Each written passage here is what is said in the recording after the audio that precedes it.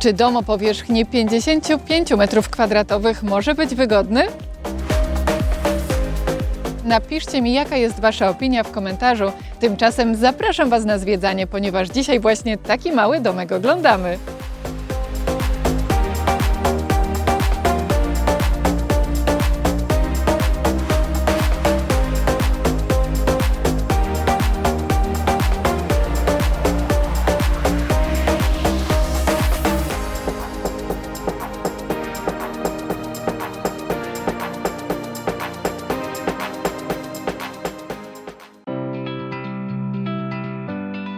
To może zacznijmy od tego, dlaczego właśnie 55 m2.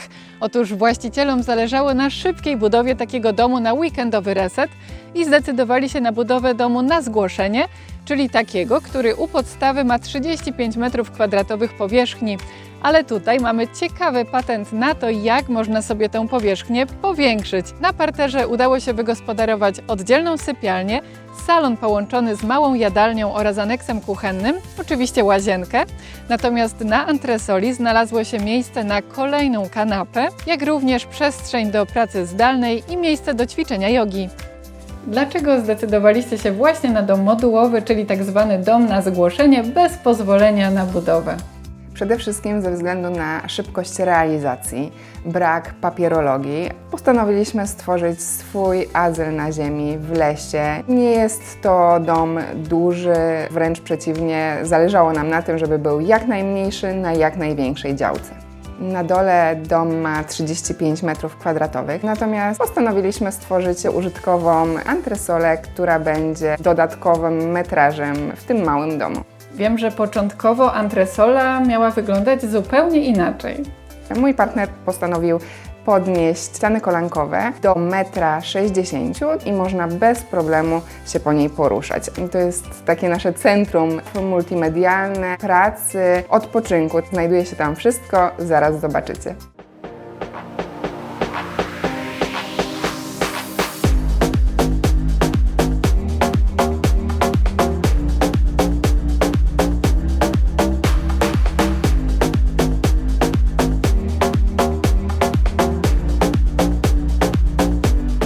Na antresoli mamy ogromną kanapę. Zasiadamy sobie wieczorem, oglądamy telewizor. Mamy też tam przytulny kącik do czytania książek. Zdarza nam się praktykować jogę. Mamy możliwość również pracowania przy biurku. Powierzchnia antresoli ma 21 m2. Kiedy odwiedzają nas goście, najczęściej właśnie do góry śpią, ponieważ na dole tylko i wyłącznie mamy jedną sypialnię, którą oczywiście my zajmujemy.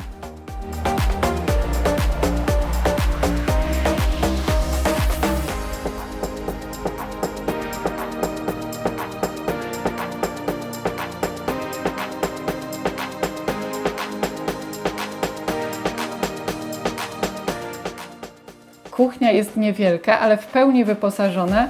Gdzie poukrywałaś te wszystkie potrzebne na co dzień sprzęty? Zależało nam na tym, żeby wszystko, co jest pełnowartościowym domu, znalazło się na tak małej przestrzeni.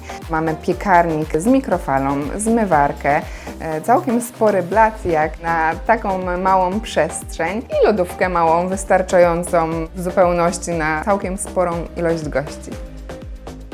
W kuchni, jak można zauważyć, nie mamy indukcji, ale mamy ją ukrytą. Ona jest przenośna, w dowolnym momencie możemy wyciągnąć, a przy tym nie zajmuje nam powierzchni tak cennej w tak małym domu. Mieliśmy już możliwość korzystania z niej na dworze, także to jest rewelacyjne rozwiązanie. Gdzie przechowujecie takie potrzebne na co dzień rzeczy typu buty, odzież wierzchnią, gdzie one znalazły swoje miejsce?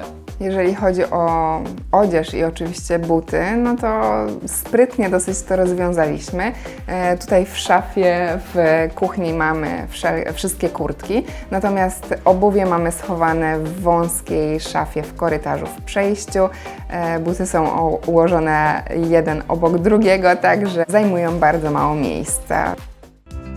Pralkę mamy w łazience. Udało nam się ją schować tak, aby jej nie było przede wszystkim widać. Nad umywalką zastosowaliśmy wąską szafkę z lustrami, które optycznie bardzo powiększają nam tą małą przestrzeń łazienki. I tam właśnie przechowujemy wszelkie kosmetyki, które nam są potrzebne.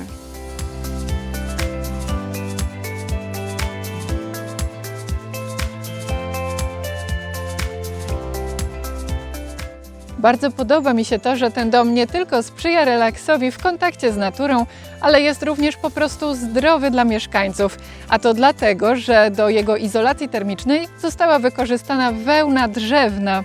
Dzięki temu ten dom jest nie tylko wyjątkowo ciepły i łatwy w ogrzaniu, ale również jest dyfuzyjnie otwarty. Ma to bardzo korzystny wpływ na nasze zdrowie.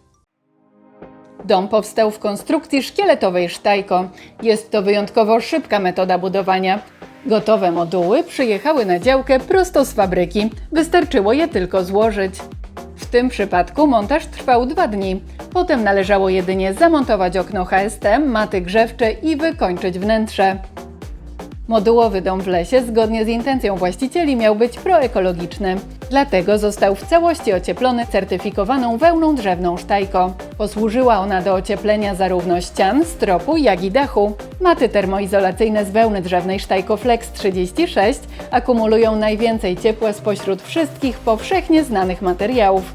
To oznacza, że latem dobrze chronią przed upałem, a zimą pomagają obniżyć koszty ogrzewania domu. Mogą być stosowane do każdego rodzaju budynków. Co ważne, wełna drzewna sztajko to materiał oddychający, a to oznacza, że umożliwia naturalne, bezpieczne odprowadzanie wilgoci na zewnątrz. Drewniana konstrukcja budynku jest więc trwała, bo na stałe zabezpieczona przed szkodliwym działaniem wilgoci.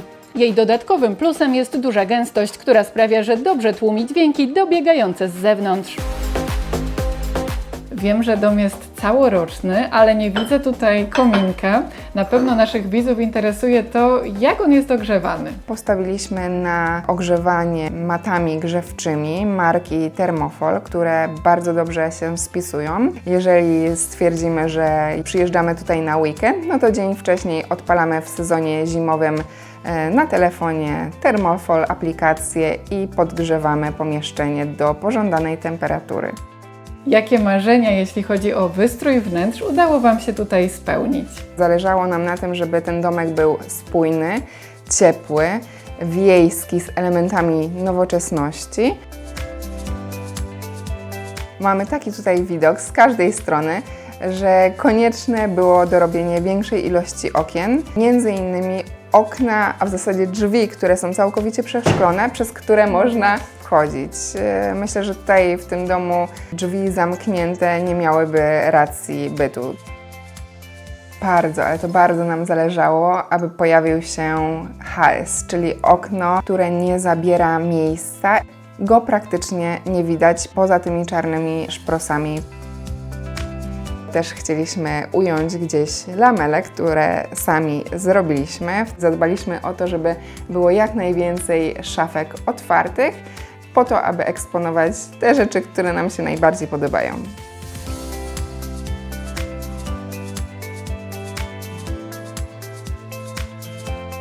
Jakie jeszcze plany na przyszłość? Co będziecie jeszcze wykonywać w najbliższym czasie? Priorytetem dla nas jest zrobienie tarasu, który będzie z 2 stron domu. Są plany, żeby robić go samodzielnie, z pomocą przyjaciół. Mamy tak sporą działkę, że chcielibyśmy jeszcze w jakiś sposób ją zagospodarować. Na pewno w następnym sezonie zabiorę się za tworzenie ogródka warzywnego. Właśnie wspomniałaś o ogródku, no to muszę zapytać też o Twoją kolejną pasję, czyli kwiaty. Zajmuję się na co dzień florystyką. Tworzę głównie na kwiatach wiecznych. Są to kwiaty stabilizowane, które są pozbawione całkowicie wody, dzięki czemu wytrzymują nam przez bardzo długi czas w pięknym stanie.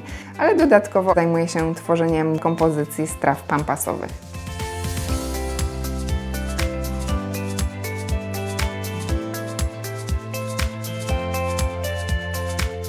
Jeśli ktoś z naszych widzów chciałby mieć podobny dom, to z jakim rzędem wielkości, jeśli chodzi o koszty, musiałby się liczyć? Jeżeli chodzi o sam dom w stanie deweloperskim, nie mówimy tutaj o jego wykończeniu i wszelkich dodatkowych kosztach poniesionych na działce, no to jest to koszt 233 tysiące brutto w 2021. Myślę, że zaskakujące jest to, że w tak małym domu można mieć aż tyle miejsca. Tym bardziej, że dom otwiera się na otoczenie. Mamy tu piękną, pofałdowaną działkę, która zdecydowanie dodaje temu miejscu uroku. I zauważcie, że tutaj bardzo ważną kwestią jest usytuowanie wielkiego przeszklenia na ścianie szczytowej. Myślę, że poranna kawa z takim widokiem zdecydowanie pozytywnie nastraja nas na cały dzień.